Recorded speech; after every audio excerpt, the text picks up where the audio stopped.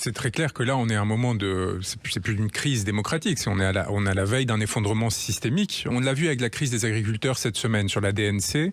En réalité, on avait un gouvernement qui était complètement tenu par ses engagements européens sur la classification de la maladie, sur le fait que s'il y avait une vaccination générale, tout de suite, ça rendait le cheptel non indemne et donc ça lui fermait la porte aux exportations.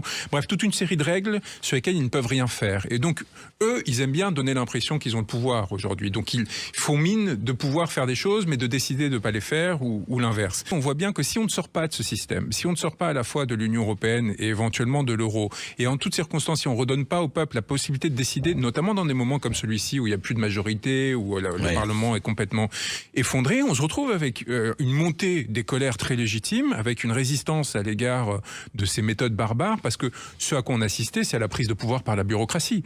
C'est tout d'un coup la bureaucratie, puisqu'il n'y a plus de gouvernement aujourd'hui, en réalité, elle voit des cases, elle les coche, et qu'importe si on a des bétails, des cheptels entiers qui sont massacrés. Oui.